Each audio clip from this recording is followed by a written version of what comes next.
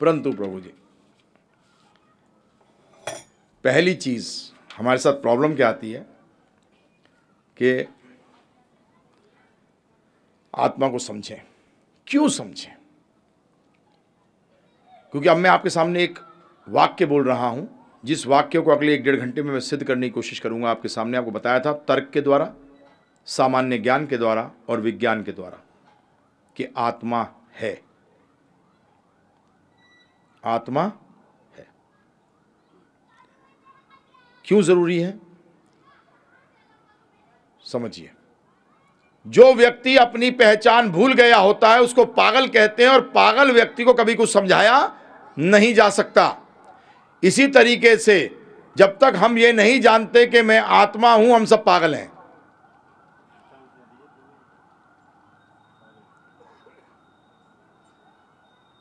वो मुझसे अनुरोध करते हैं दृष्टांत दे दीजिए, क्योंकि मैं एक जिंदगी में एक ही बार गया हूं पागल खाने में, पागल बन के नहीं।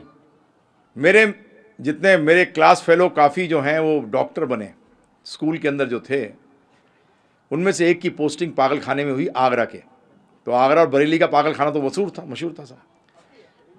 तो मैंने कहा भाई मुझे एक बार बता दो, देखना चाहता हूँ अंदर से क्या है। तो अंदर ले गए, ने आ जा।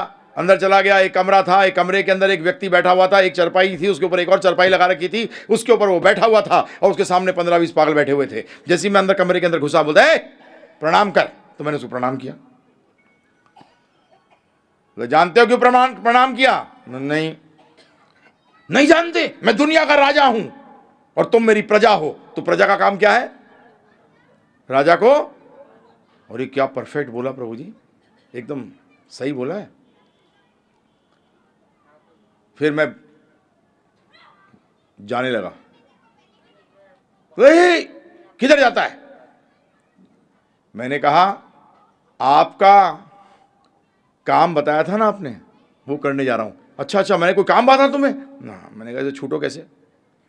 तो फिर जैसे ही निकले ना, इधर आओ, अपना कान लाओ।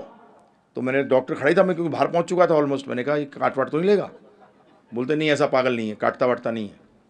तो जी मैं उसके पास गया, बताऊं क्या बोलता है? जो लोग आप लोग भी बोलते हो यही बात, इधर आओ, इन सफ़ेद कोट वालों से बच के रहना, ये सारे पागल हैं। पागल डॉक्टर को कह रहा है कि डॉक्टर पागल है।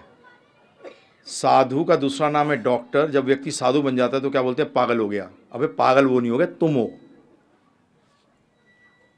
पागल वो नहीं हो गया, क्योंकि अपनी पहचान ही नहीं जानते, अपनी पहचान ही नहीं जानते। चलिए सिद्ध करता हूं अब मैं आपके सामने। देखिए, बीमारी पता लग जाए ना प्रभु जी, और मान लो, तो उस बीमारी को हल करना आसान हो जाता है। तो हमारा पहली बीमारी जो अर्जुन को लगी थी, वो अर्जुन भी पागल हो गया था, हम भी पागल हैं। परंतु एक अध्याय समझने से उसका पागलपन तो दूर हो गया था।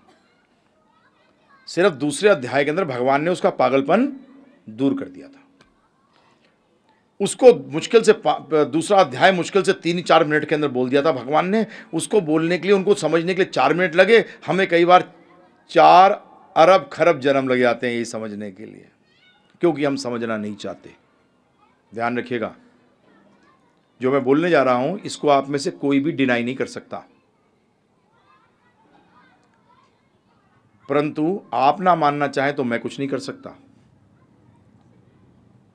पहली चीज, आत्मा है क्या? आत्मा को बताया गया है, हमने पहली बार शुरू की थी ना प्रभु जी, आध्यात्मिक ज्ञान, जो मैंने पहले दिन बताया था। आध्यात्मिक ज्ञान, दूसरा नाम क्या? जीवन का ज्ञान को क्या कहते हैं? जीवन के ज्ञान को आध्यात्मिक ज्ञान कहते हैं, और जीवन की चिंगारी को आत्मा कहते हैं। जीवन की चिंगारी को, जैसे आग की चिंगारी होती है, उससे सारा कुछ फैलता है, इसी तरीके से जीवन की चिंगारी को स्पार्क ऑफ लाइफ। अब समझने की कोशिश करिए। कॉमन सेंस, सामान्य ज्ञान को भी विज्ञान के अंदर एक तकनीक मानी गई है, ध्यान रखिएगा।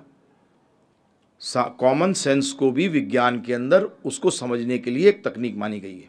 अब चलते हैं आगे। सामान्य ज्ञान क्या? जब कोई व्यक्ति मर जाता है तो क्या कहते हो? चला गया। क्या कहते हो प्रभु जी? कौन चला गया? जिसे जानता था वो तो यहाँ पड़ा है। जिसे जानते थे वो तो यहाँ पड़ा है, तो चला कौन गया? अंग्रेजी में कहते हैं पास्ट अवे। क्या कहते हैं? पास्ट अवे, चला गया। थोड़ी बुद्धि लगाई कभी कि चला कौन गया? हकीकत में जो चला गया उसको तो कभी आपने जाना ही नहीं।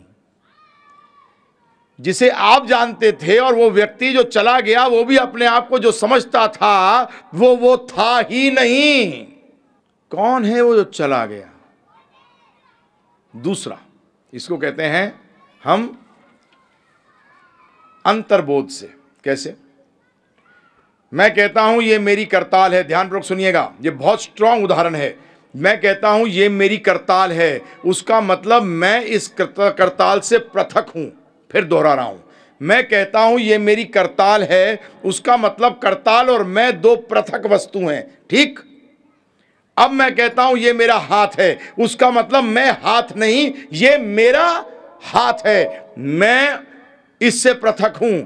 ये मेरा सर है, ये मेरी टांगे हैं, ये मेरा शरीर है, उसका मतलब मैं शरीर नहीं हूं, ये मेरा शरीर है। अंग्रेजी में भी कहते हैं माई arm my body. I body नहीं कहते प्रभु जी, क्या कहते हैं? My body. जो कहते हैं मेरी आत्मा, गलत बोध, क्योंकि शास्त्र कहते हैं माम का मतलब मेरा, अहम का मतलब मैं, अहम ब्रह्मास्मि, मैं आत्मा हूं।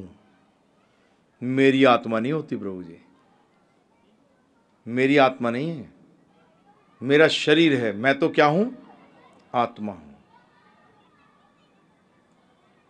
लैंग्वेज में भी लोगों ने यूज नहीं किया ऐसा प्रभु जी। माई बॉडी कहा है, आई बॉडी नहीं कहा, मैं शरीर नहीं कहा, मेरा शरीर कहा है, क्योंकि वो जानते थे कि हम शरीर नहीं हैं।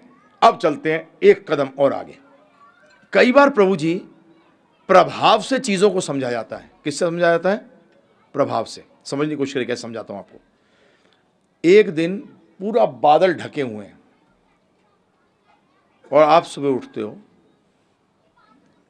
और उठने के बाद 7 बज जाते हैं, 7:30 बज जाते हैं। आप अपने बच्चे को बोलते हो बेटा उठ, दिन हो गया। तो बच्चा क्या है, बड़ा स्मार्ट है, क्या बोलता है? सूर्य तो उगा ही नहीं, सूर्य तो उगा नहीं। परंतु पिता एक कदम आगे हैं, बोलते हैं बेटा रोशनी कहाँ से आई? मेरे सर से चमक रही है। ये रोशनी जहाँ से आई, सूर्य अगर उदय नहीं हुआ होता तो रोशनी भी नहीं आती। उसका मतलब सूर्य नजर नहीं आ रहा, परंतु प्रभाव से पता लग रहा है कि बादलों के पीछे सूर्य है। तो इसको कहते हैं सिम्टम्स से कॉज पता लगता है। डॉक्टर पहले क्या देखता है? हाँ, पहले क्या देखता है? वो लक्षण देखता है और उन लक्षणों के द्वारा प्रभाव पे पहुंचता है। इसी तरीके से प्रभु जी आपकी जानकारी के लिए आप विज्ञान करते हैं, परंतु आज तक किसी ने परमाणु को नहीं देखा, एटम को आज तक किसी ने नहीं देखा, और पूरी विज्ञान उस पर स्थित है। एटम को आज तक किसी ने नहीं देखा। उसको कहते हैं एनर्जी पार्टिकल। क्या कहते हैं प्रभु जी? कि उसकी ऊर्जा से पता लगता है कि कोई चीज है, हमें आज दिखाई नहीं दे रही, कल दिखाई दे जाएगी। तो अब शुरू में आत्मा को कैसे समझा जाए? तो आत्मा की शक्ति है चेतना, आत्मा की शक्ति है चेतना। तो चेतना से समझा जा सकता है कि कहीं आत्मा है। अभी आगे चर्चा करूंगा इसमें। भगवत गीता में भगवान ने बताया है, उदाहरण देकर, उदाहरण दिया है भगवान ने। जैसे सूर्य एक जगह पे स्थित होकर पूरे ब्रह्मांड को प्रकाशमान करता है, ऐसी आत्मा हृदय में वास करके पूरे शरीर को चेतना से प्रकाशमान करती है।